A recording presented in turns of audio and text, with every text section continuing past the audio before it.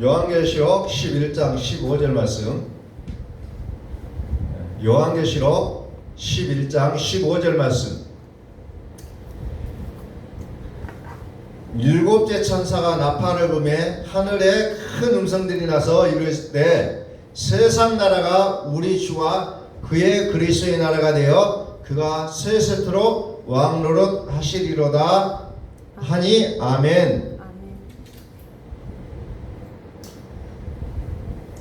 우리는 성경의 역사를 우리는 한마디로 구속사라고 얘기합니다. 구속사. 구속사는 죄악된 세상에서의 구출을 얘기하고 있어요. 하나님이 친히 너희를 구원하겠다는 약속이고 성취임을 우리에게 보여주는 역사가 구속사입니다. 그래서 구속사는 하나님, 살아계신 하나님의 영으로서 하신 일을 우리는 구속사라고 표현합니다. 성경은 구속사로 기록이 되어졌다는 거예요. 구속사. 그래서 성경은 끊임없이 내가 너희를 구원하여 내가 약속한 땅으로 너희를 인도하겠다는 것이 성경에서 구약에서부터 나타내고 있던 하나님의 약속의 내용들이 담겨져 있다는 거죠. 하나님의 약속, 성취, 이것이 성경에 고스란히 기록이 되어져 있습니다. 그래서 우리는 성경을 읽을 때에 이 구속사적인 내용으로 이해하지 않으면 정말 하나님이 말씀하시고자 하는 그 내용과는 사뭇 다르게 우리는 해석이 되어질 수밖에 없다는 거죠. 그래서 성경은 일일이 제가 항상 강조하지만은 오직 예수 그리스도 이 구속사적인 해석으로 하지 않으면 안 된다는 거예요. 자, 누가복음 24장 44절에 보면은 모세 율법, 선자의 글, 시편에 나를 가리켜 기록된 모든 것이 이루어져야 하리라 라고 예수님께서 말씀하셔요. 모세 율법, 선지자의 글, 시편, 이것은 구약 전체를 얘기하고 있어요. 구약 성경 전체는 수많은 사건과 수많은 내용들이 기록되어 있는데 그 내용을 한마디로 얘기하면 뭐냐? 예수 그리스도다. 그래서 구약 성경을 해석할 때 예수 그리스도로 해석하지 아니하면 그 내용이 사뭇 다르게 이제 이해가 되어질 수밖에 없다는 거죠. 그래서 누가복음 24장 45절에 이에 그 엠마오로 가는 두 제자들 마음을 열어 성경을 깨닫게 하셨다고 했어요. 성경을 깨닫게 하시니 이제 어떻게 합니까? 그들이 성경을 깨달으니까 어떻게 됩니까? 그리스도가 고난을 받고 제3일에 죽은 자 가운데서 살아날 것과 또 그의 이름으로 제사함을 받게 하는 회개가 예루살렘에서 시작해 모든 족속에 전파될 것이 기록됐다는 것은 이제 그들이 깨닫기 시작한다는 거죠. 비로소 그리스도가 고난을 받고 제3일에 죽은 자 가운데서 살아날 것을 또 그것을 이제 우리가 전파해야 된다는 것을 그들의 마음을 열어주시니까 그때서야 이제 그 성경을 이제 그리스도의 관점에서 깨닫기 시작했다는 거죠. 예수님의 제자들마저도. 그래서 성경은 구약의 창세기 1장부터서 예수 그리스도로 이해하지 못하면 이제 정말 하나님과는 거리가 먼 사상으로 변질되게 될 수밖에 없었다는 거죠. 그래서 우리로 하여금 그 오묘하신 하나님의 말씀을 깨닫게 하게 하여 때로는 심판하는 것이 하나님께서 이제 심판이라는 것을 통해서 우리에게 깨닫게 하신다는 거죠. 요한계시록 19장 2절 말씀. 그의 심판은 참되고 의로운지라 그랬어요. 심판을 우리는 좀 두렵다. 심판을 두렵다고 생각해요. 누구에게나 심판은 반갑지 않아요. 두려움의 대상이에요. 마지막 때 하면은 떠오르는 것이 심판이다 라는 것을 우리 머릿속에 어찌 보면 떠올리게 하는 그런 내용들. 그런데 심판이 뭐라고 했습니까? 그의 심판은 참되고 의롭다라고 얘기합니다. 참되고 의롭다. 왜 참되고 의로우냐? 하나님이 하시는 일이라는 거예요. 하나님이 하시는 일이에요. 근데 여기에는 요한계시록에 음행으로 땅을 더럽게 한 큰 음료를 심판했다고 나옵니다.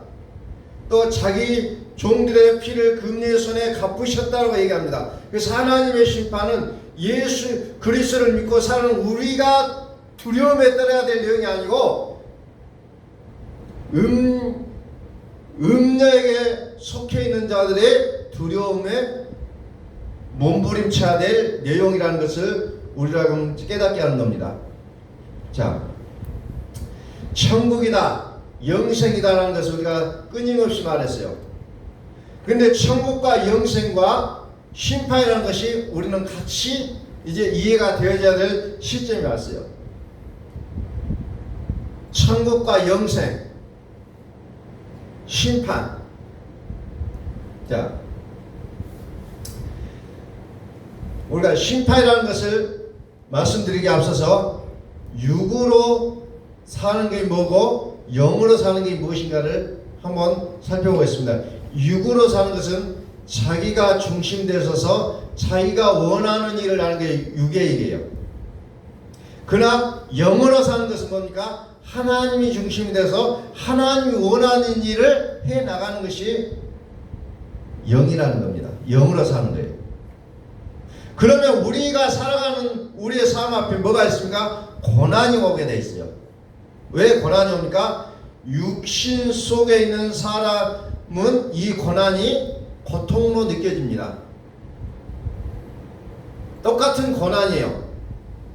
그러나 영이신 하나님으로 살아야 된다는 소망을 가진 자는 이 고난이 고통이 아니라는 거죠.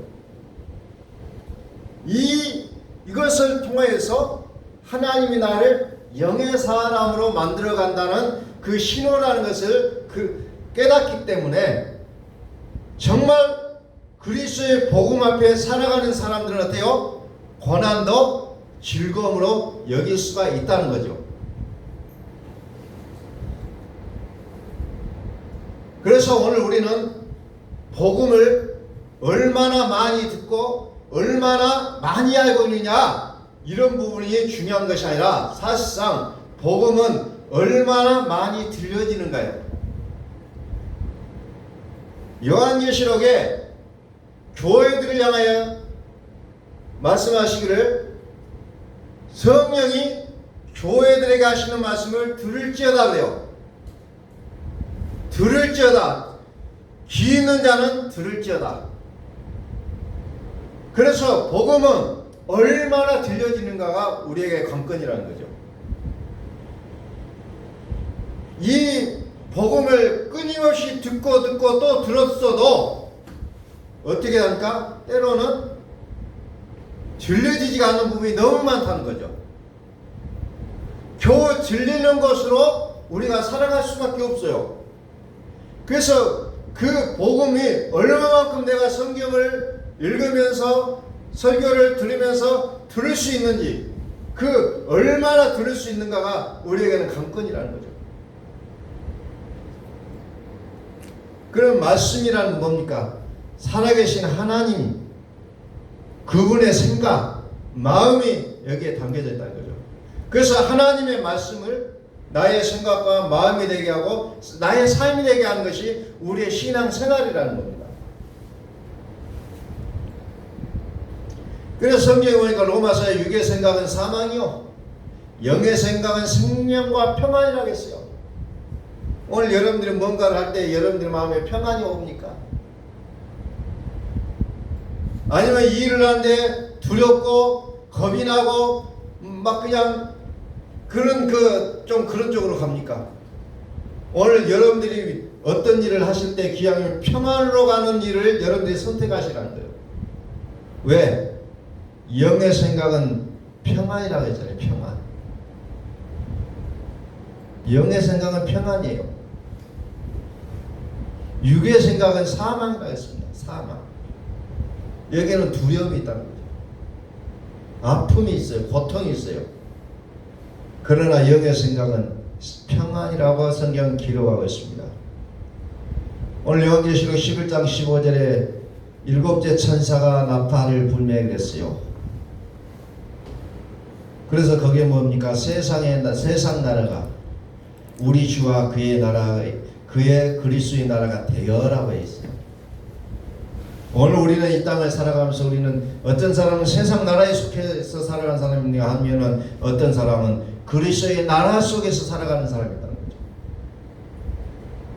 오늘 우리는 그리스도의 나라에서 그리스도의 나라는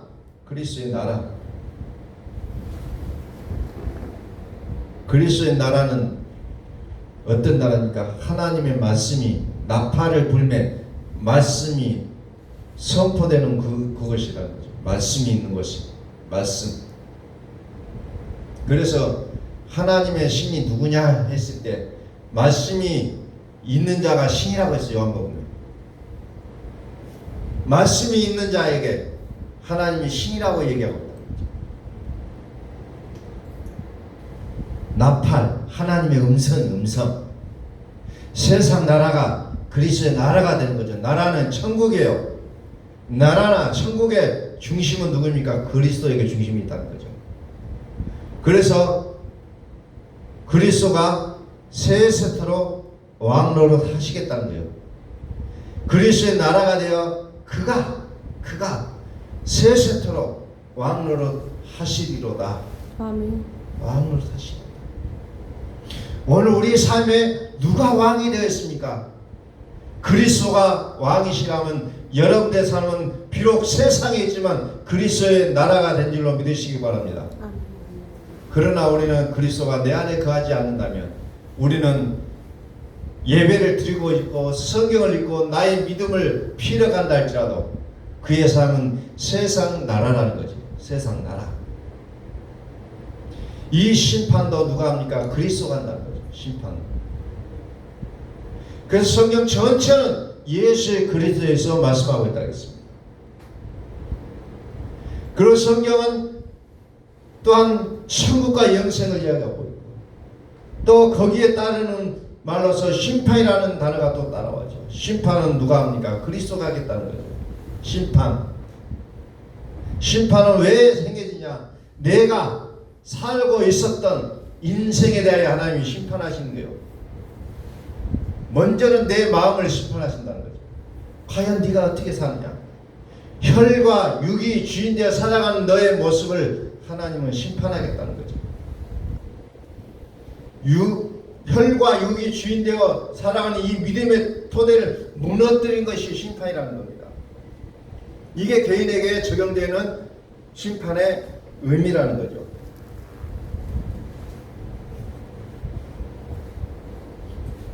그래서 그리스도의 나라라는 것은 무슨 말이냐면 그리스도가 주가 되신다는 거예요. 그리스도가 통치하시겠다는 거예요.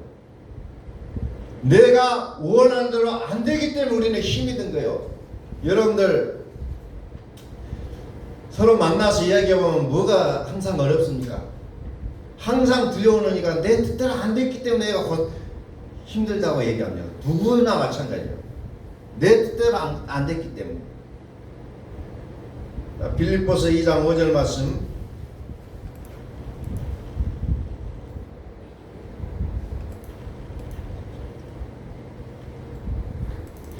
빌립보서 2장 5절 말씀. 자, 뭐라고 나옵니까? 너희 안에 이 마음을 품으라. 곧 그리스도 예수의 마음이니 그랬죠. 그리스도 예수의 마음. 그리스도 예수. 그리스도 예수. 이것을 로마서 8장 2절에 뭐라고 합니까? 생명의 성령이라고 얘기합니다. 로마서 1장 23절에 뭡니까? 그리스도 예수.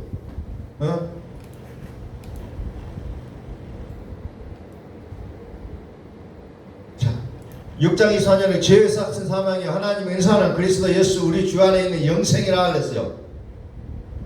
그리스도 예수 영생. 그리스도 예수 안에 있는, 그리스도 예수 안에, 예수 우리 주 안에 있는 영생. 영생. 영생이라는 말이 그리스도 예수 안에 있다는 거예요. 그러니까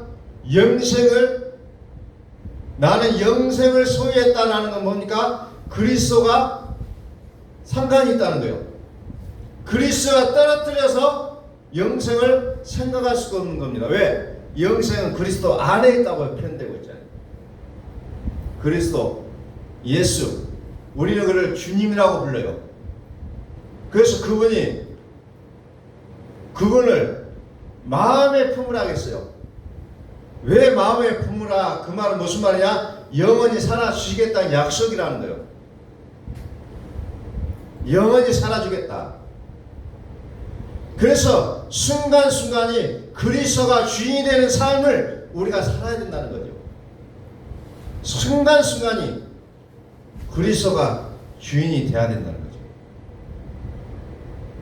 어떤 상황과 여건과 조건이 있어요. 우리의 삶에는 항상 그럴 수밖에 없는 어떤 상황들이 다 있어요. 그러나 그리스도 예수를 중심으로 사느냐, 세상 나라의 중심으로 사느냐라는 내용은 바로 그 순간에 보여지게 됐다는 거죠. 나를 인정하고 나를 세워주는 그런 삶을 살아갈 것이냐, 아니면은 그리스도가 영광을 받으시는 그런 삶을 살아갈 것이냐. 이것을 우리가 순간순간 우리는 그 기로에 서 있다는 거죠. 순간순간. 나를 인정해 줄 때 좋아하지 말고 그리스도가 영광 받으신 것을 우리는 항상 기뻐하고 즐거워하실 수 있는 믿음이 있어야 된다는 겁니다. 내 안에서 살아계신 그리스도, 그분만이 선이 되어야 되는데 우리는 어떻게 합니까? 끊임없이 내가 선이 돼서 옳고 그름을 판단하고 시시비비를 갈라내고 우리는 끊임없이 나라는 것을 앞세우게 됐다는 거죠. 나를 인정하면 기분이 좋고 나를 인정하지 않으면 기분이 나쁘게 되어 있는 것이 우리 육의 삶이라는 거죠.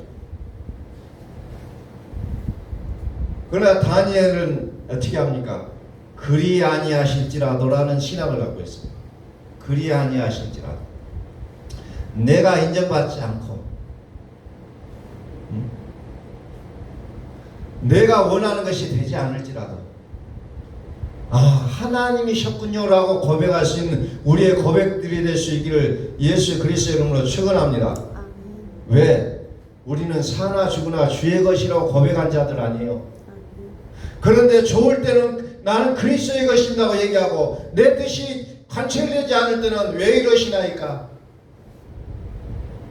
그것은 우리의 반쪽짜리 믿음밖에 되지 않는다는 거죠. 매 순간순간이 그리스도가 주인이 되는 삶, 하나님은 그것을 원하고 계신다는 겁니다. 오늘 한번 질문을 하겠습니다. 지금의 주권이 누구에게 있습니까? 지금의 주권이 누구에게 있어요? 여러분들이 판단하고 결정할 때 그 주권을 어디에다가 두고 있습니까? 나의 살아온 경험, 내가 어떤 공부했던 그 내용들, 그것으로 여러분들이 결정한다면 아직도 나는 육의 사람이라는 거예요. 아직도 육의 사람이라는 거예요. 내가 왜 그렇게 아파해야 됩니까? 육의 삶을 살고 있기 때문에 아픔이 올 수밖에 없다는 거예요. 내가 주인 되어 원하는 삶이 있기 때문에 쉼이 없고 자유가 없고 고통만 있는 그런 우리의 삶을 살아가고 있다는 겁니다. 오늘 우리가 이 시간에 온전하게 그리스도께 우리의 주권을 맡길 수 있기를 소원합니다. 맡기셔야 돼요. 항상 살으시는 하나님의 주권, 우리는 이것을 부르짖어야 된다는 겁니다.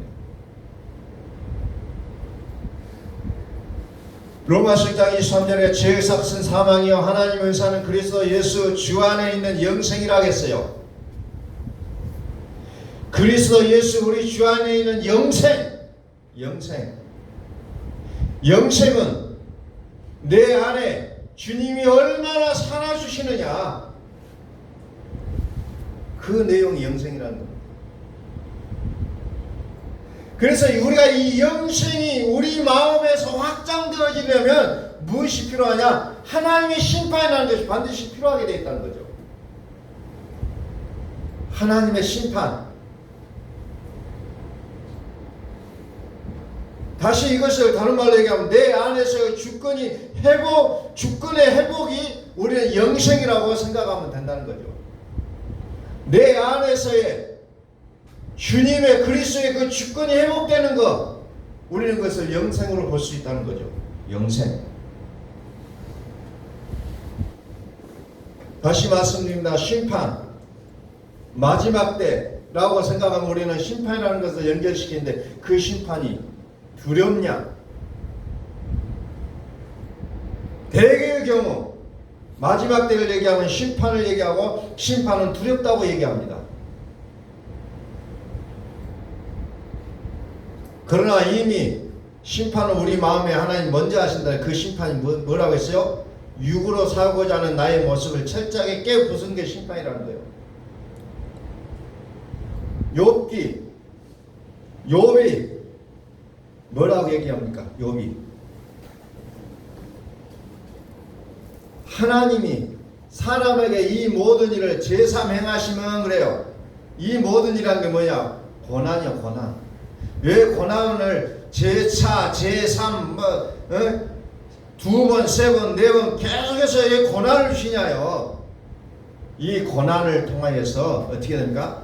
생명의 빛을 보게 되기 때문에 하나님 우리에게 고난이라는 것을 준다는 거예요. 이게 심판이라는 거예요.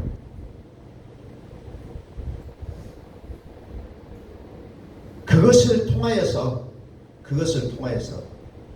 생명의 빛을 보게 한다는 겁니다.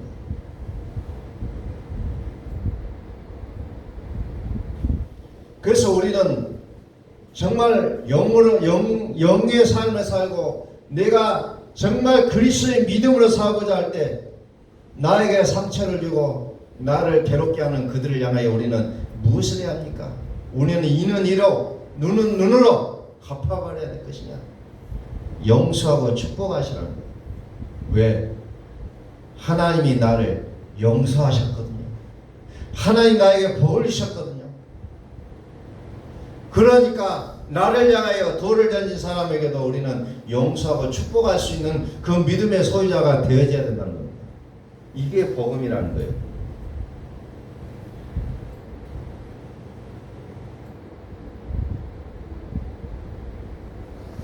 율법 안에서 의롭다 함을 얻으려고 하는 사람은 그리스도에서 끊어지고 은혜에서 떨어진 자라고 얘기하고 있어요.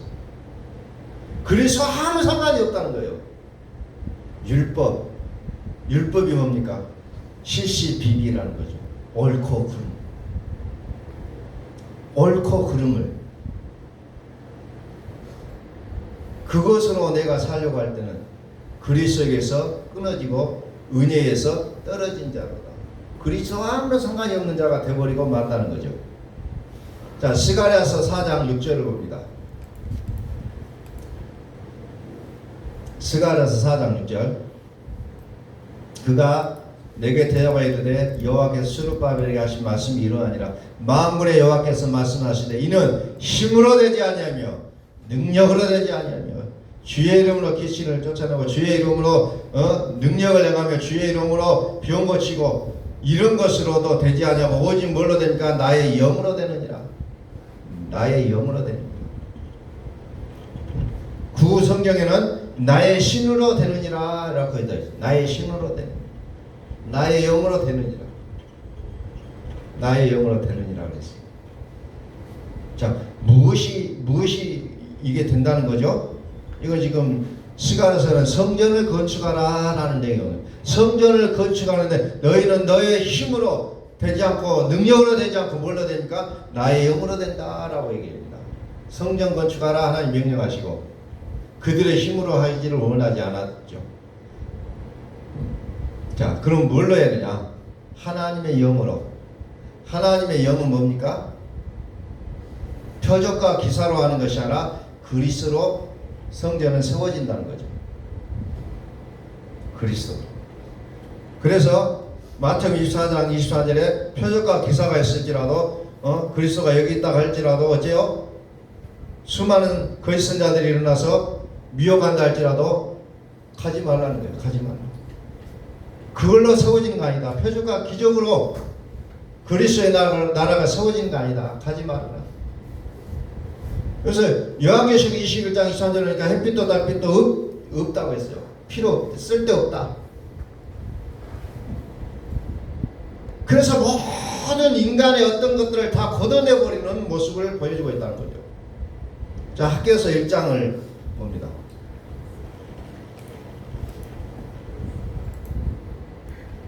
학개서 1장 다리오 왕 제2년 6째 달 이렇게 나옵니다. 스가랴서는 다리오 왕 제2년 8째 달 이렇게 나와요. 같은 왕의 시대에 같은 내용으로 부름을 받은 선지자가 두 사람이 나오는 거죠. 학개와 스가랴. 그러면서 쭉 봅니다. 학개서 1장 4절 이 성전이 황폐하였거늘, 하나님이 성전이 황폐됐다. 너희가 이때 판벽한 집에 거주하는 것이 옳으냐. 황폐해져가지고 어떻게 하냐면 판벽한 집이 뭐예요? 판자집. 판자로 만든, 옛날에 서울에 판자촌이 있었죠. 판자로 지어놓은 집에서 사는 것이 옳지 않냐. 응? 그러면서 뭐라고 얘기합니까? 이제 그러므로 이제 만군의 여호와가 이같이 말하노니 너희는 너희의 행위를 살필지니라. 이제 너의 모습을 보라는 거예요. 황폐해졌고 판잣집에 거주하는 것이 과연 옳은 것이냐. 그러면서 너희가 많이 뿌릴지라도 수확이 적으며 먹을지라도 배부르지 못하며 마실지라도 흡족하지 못하며 입어도 따뜻하지 못하며 일꾼이 싹쓸 받아도 그것을 구멍 뚫어진 전대에 넣음이 되느니라. 그러니까 만족이 없고 먹어도 배고프고 뭐 심어도 나지도 않고 돈을 벌어도 그냥 주머니가 다 뚫려버린 것처럼 돈을 넣으면 다 없어져 버려요. 7절 만군의 여호와가 말하노니 너희는 자기 행위를 살필지니라. 너희는 산에 올라가서 나무를 가져다가 성전을 건축하라. 그러죠. 산에 올라가서 나무를 가져다가 성전을 건축하라. 이제 명령이 떨어지죠. 자, 황폐했다는 내용이 6절의 내용이에요. 우리 인간의 삶에 이게 황폐한 거예요. 이게 뭔가 하는 보람이 있어야 돼. 보람이 없다는 거예요. 이게 황폐한 삶입니다. 보람이 도대체 없어요. 보람이. 그러면서 자기 행위를 살펴보라. 산에 올라가서 나무를 가져다가 성전을 건축하라. 건축하라. 성전을 건축하는데 어때요? 그리하면 네가 그것으로 말미암아 기뻐하고 영광을 얻으리라. 성전을 건축하면 너희 마음에 황폐해졌던 마음이 이제는 기쁨이 오게 돼 있다는 거죠.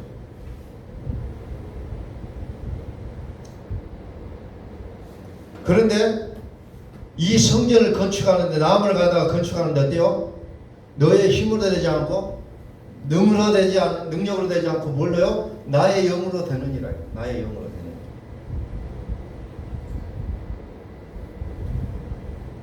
나의 영으로 되느니라. 나의 영은 뭐예요? 하나님의 영은 그리스도. 그리스도가 성전을 세워주신다는 거예요. 나무는 여러분들 여기서 보는 나무를 여러분들은 요한계시록에 생명나무를 한번 여러분들 거기에 집어넣으세요. 생명나무. 나의 영으로 되느니라. 이사야서 44장 6절. 이스라엘의 왕인 여호와, 이스라엘의 구원자인 만군의 여호와가 이같이 말하노라. 나는 처음이요 나는 마지막이라. 나 외에 다른 신이 없느니라. 나 외에 다른 신이 없느니라. 나 외에는 누구야? 나 그리스도 외에는 다른 신이 없다는 거예요. 내가 영원한 백성을 세운 이후로 나처럼 외치며 알리며 나에게 설명할 자가 있느냐 하거든 될 일과 장차 올 일을 그들에게 알릴지어다. 너희는 두려워하지 말며 겁내지 말라. 내가 예로부터 너희에게 듣게 하지 아니하였느냐? 알리지 아니하였느냐? 너희는 나의 증인이라. 나 외에 신이 있겠느냐? 과연 반석 없나니 다른 신이 있음을 내가 알지 못하느니라. 나 외에 신이 있겠냐? 과연 반석이 없나니. 반석이라는 말을 끄집어내서 그리스도로 연결해가는 모습을 우리는 여기서 본다는 거죠. 그리스도가 주인된 믿음으로 가면 모든 것이 보이게 돼 있다는 거예요. 그러나 내가 주인되어서 살아가는 삶에는 항상 어때요? 긴 터널이라는 거죠. 끝이 나오지 않는 긴 터널. 그러나 그리스도가 주인되었을 때는 바로 답이 나온다는 겁니다. 그래서 성경은 이 반석을 뭘로 해석을 하냐? 고린도서 10장 4절에도 홍해를 건너고 이스라엘 사람들 광야에서 반석을 치니 물이 나와서 그 물을 마셨다 합니다. 그 반석은 곧 그리스도라고 사도 바울이 친절하게 해석을 해놓고 있어요. 다시 아껴서 1장 8절 봅니다. 너희는 산에 올라가서 나무를 갈다가 성전을 건축하라. 그리하면 내가 그것으로 말미암아 기뻐하고 또 영광을 얻으리라. 여호와가 말하였느니라. 너희가 많은 것을 받았으나 도리어 적었고 너희가 그것을 집으로 가져갔으나 내가 불어버렸느니라. 나 만군의 여호와가 말하노라. 이것이 무슨 까닭이냐? 내 집은 한패였으되 너희는 각각 자기의 집을 지키게 하여 빨랐습니다. 자기를 위해서는, 자기의 육을 위해서는 정말 민첩하게 움직이는데 하나님의 집을 짓는 데는 둔했다는 겁니다. 하나님의 집을 짓는 것. 이것을 이제 다리오 왕 시대의 백성들에게 지금 하나님 말씀하십니다. 그러므로 너희로 말미암아 하늘은 이슬을 그쳤고 땅은 사물을 그쳤습니다. 내가 이 땅과 산과 곡물과 새 포도주와 기름과 땅의 모든 소산과 사람과 가축과 손으로 수고하는 모든 일에 한계를 들게 하였느니라 그랬어요.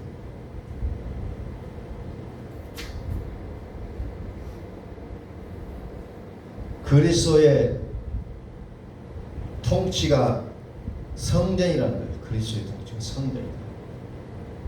그래서 요한계시록에 교회도 어찌 보면은 좀 아직 가야 될 길 남아있는 모습으로 기록이 되어 있는 거예요.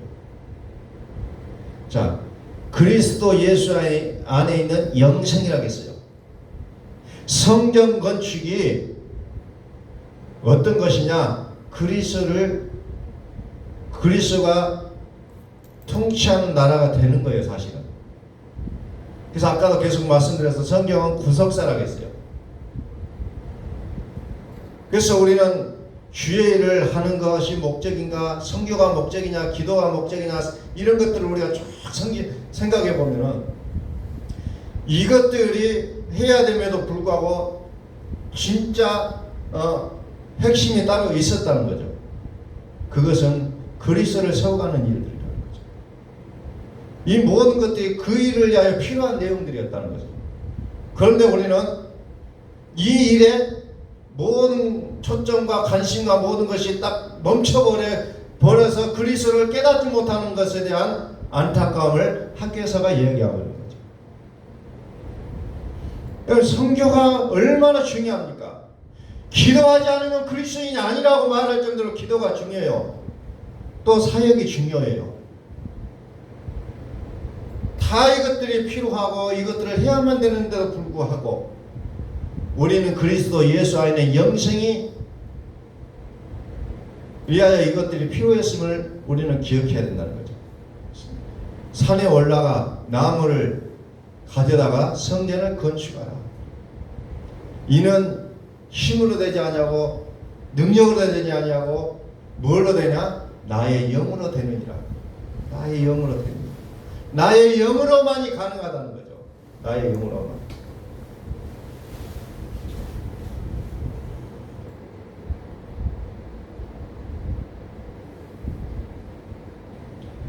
고린도후서 1장 16절 하나님의 성전과 무상이 어찌 일치가 되며 우리는 살아계신 하나님의 성전이라 이와 같이 하나님께서 이르시되 내가 그들 가운데 거하며 두루 행하여 나를 그들의 하나님이 되고 그들은 나의 백성들이라.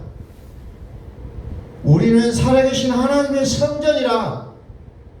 하나님의 성전이라고 했을 때 이것은 그리스도의 나라, 그리스도가 나의 주권이 됐다는 거예요. 그리스도가 나의 주권이 됐다. 그런데 황폐해졌다. 너의 행위가 엉망진창이다. 그래서 스가랴서 2장 7절을 또 봅니다. 이거 보니까 참 기가 막혀요. 바벨론 성에 거주하는 시온아 이제 너는 피할지니라. 시온아 이거 믿는 사람이요. 그런데 그 믿는 사람은 어디에 있어요? 바벨론 성에 있다는 거죠. 바벨론 성에 거하고 있다는 거죠. 만군의 여호와께서 이같이 말씀하실 때 영광을 위하여 나를 너희를 열악한 여러 나라로 보내셨나니 너희를 범하는 자는 그의 눈동자를 범하는 것이라. 내가 손을 그들 위에 움직인즉 그들이 자기를 섬기던 자들에게 노략거리가 되리라 하셨나니 너희가 만군의 여호와께서 나를 보내신 줄 알리라 그랬어요. 바벨론 성에 거하고 있다는 거죠. 시온의 여호와의 말씀에 시온에 따라 노래하고 기뻐하라 이는 내가 와서 네 가운데에 머물 것입니다. 시온의 딸 믿는 자들을 얘기하고 있어요. 교회를 말하고 있다는 거죠.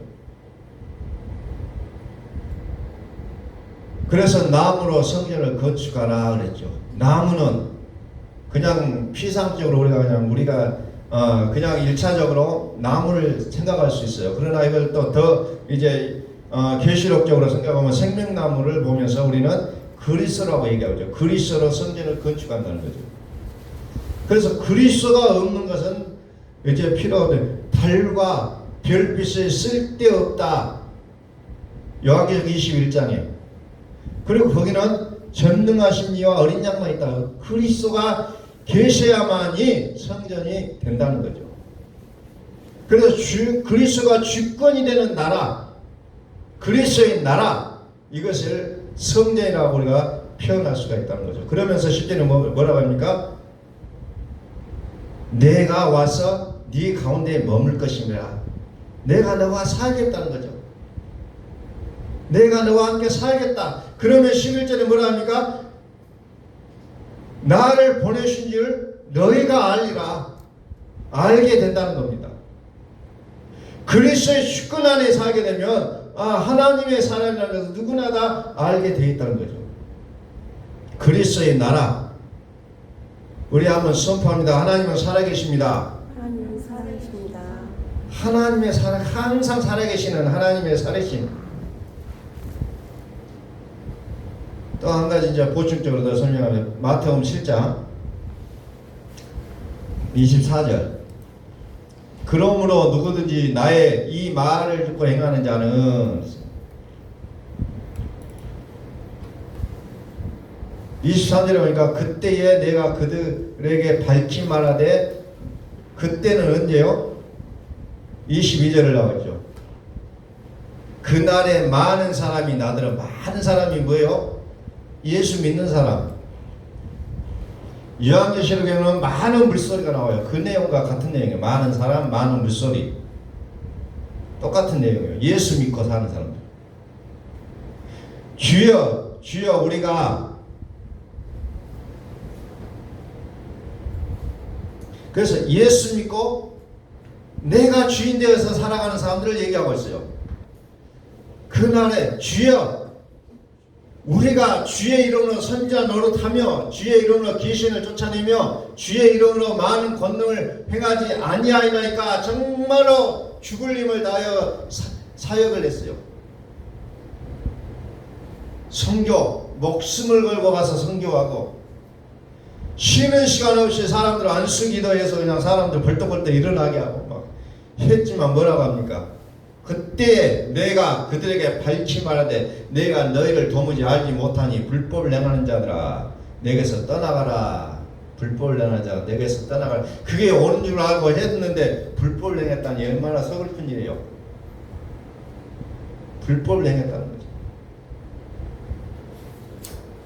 떠나가라. 그러므로 이제 정리를 하죠. 누구든지 나의 이 말을 듣고 행하는 자는 그 집을 반석에 지은 지혜로운 사람 같으리라. 반석 위에 어째요? 성전, 그리스도. 행하는 자는 이 말을 듣고 행하는 자는 그 집을 반석 위에 지은 지혜로운 사람 같으니 라고 얘기합니다. 다시 말해서 반석 위에 집을 지은 자 같은 자는 누굽니까? 율법에서 떠난 자를 얘기하고 있어요. 그 자가 지혜롭다라고 표현합니다. 25절 봅니다. 비가 내리고 창수가 나고 바람이 불어 그 집에 부딪히되 무너지지 아니하니 이는 주추를 반석 위에 놓은 까닭이요. 주추, 기초를 반석 위에 놓은 까닭이다 하겠어요. 빗바람이 몰아쳐도 심지어 쓰나미가 몰려와도 무너지지 않는 집. 비, 창수, 바람 상관없다는 거죠. 그리스도와 내 인생의 기초가 그리스도로 되었다면 그것은 문제가 아니라는 거예요. 상황과 조건 이걸 따질 필요가 없다는 거예요. 중요하지가 않다는 거죠. 바벨론 성에 거하는 믿음의 신분들아, 나의 이 말을 듣고 행하지 아니한 자는 그 집을 모래 위에 지은 어리석은 사람 같은 모래 위에 집을 짓다는 거죠. 일반 상식적으로 봐서도 모래 위에 집을 지은 사람은 어리석다는 거예요. 어리석다. 나의 이 말을 듣고 행하지 아니하는 자는 그 집을 모래 위에 지은 사람 같으니 비가 내리고 창수가 나고 바람이 불어 그 집에 부딪히며 무너져 그 무너짐이 심하니라. 그 무너짐이 심하니라. 내가 너희 안에 살으시겠다는 하나님의 초청의 음성을 우리는 들을 수 있기를 소원합니다. 우리는 많은 이야기를 할 수가 있어요. 나는 이래서 이렇고 저래서 저랬고 할 수 있지만 내 인생의 주초가 그리스도로 살아가느냐, 아니면 나의 경험과 나의 공부했던 내용으로 살아가는 것이냐, 나의 주권으로 살 것이냐, 그리스도의 주권, 예수 믿고 나의 주권으로 사는 자. 그것을 우리는 성경에서 봤을 때 양의 탈을 쓰고 속에는 이리가 가득한 자라 예수님이 표현하고 있다는 거죠. 모래 위에 세운 집, 반석 위에 세운 집. 자, 하나 건너가서 요한계시록 12장 14절 봅니다. 요한계시록 12장 14절. 그 여자가 큰 독수리의 두 날개를 받아 광야 자기 곳으로 날아가 거기서 그 뱀의 낯을 피하여 한 때와 두 때와 반 때를 양육받음에 여자의 뒤에서 뱀이 그 입으로 물을 강같이 토하여 여자를 물에 떠내려가게 하려 하되 땅이 여자를 도와 그 입을 벌려 용의 입에서 토한 강물을 삼키니 용이 여자에게 분노하여 돌아가서 그 여자의 남은 자손 곧 하나님의 계명을 지키며 예수의 증거를 가진 자들과 더불어 싸우려고 바다 모래 위에 서 있더라. 용이 서 있는 것은 바다 모래 위에 섰더라. 우리식으로는 뱃사장에 서 있는 거예요. 모래 위에 서 있다. 모래 위에 서 있는 용의 모습이 든든할까요? 무너질 수밖에 없는 모습을 보여주고 있지 않아요. 여기서는 무너질 수밖에 없다는 거죠. 바다라는 건 뭡니까? 이사야서 11장에는 바다를 세상이라고 얘기하고 있어요. 물이 바다를 덮음같이 여호와를 아는 지식이 가득하리라. 바다는 세상을 얘기하고 물은 예수를 상징하고 있다는 거죠. 그래서 세상을 덮어버린다는 것을 이제 나오고 있잖아요. 그래서 영이 아무리 강력한 능력을 가지고 있다 할지라도 그의 모습은 모래 위에 서 있다는 것, 사상누각이라는 거죠. 무너질 수밖에 없는 영의 모습을 보고 무서워하고 두려워한다면 이것은 아니 된다는 것을 성경은 얘기하고 있습니다. 학교에서 너희 행위를 살피라고 했어요. 오늘 우리가 하는 모든 일들이 생명과 평안인 것입니까? 고린도후서 6장 1절을 보면서 말씀을 마치겠습니다.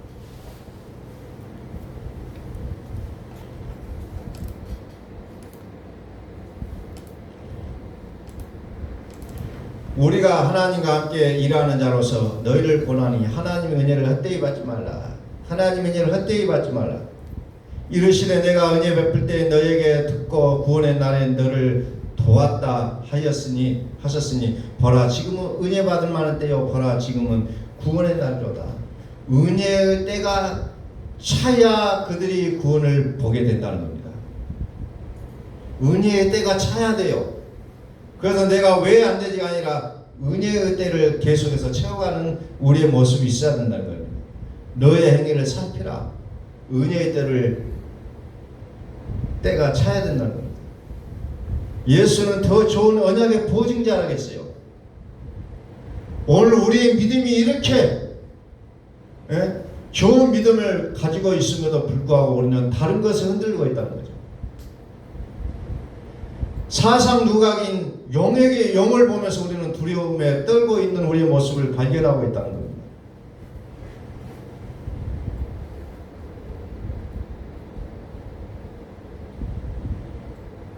죄의 삭슨 사망이요 하나님의 사는 그리스도 예수 우리 주 안에 있는 영생이라고 했어요. 우리 주 안에 있는 영생.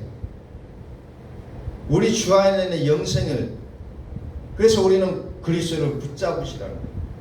그리스도의 믿음에까지 나가지 아니하면 우리의 믿음은 반의 믿음이라는 거죠. 완벽한 믿음이 되어지지가 않다는 거예요. 예수 그리스도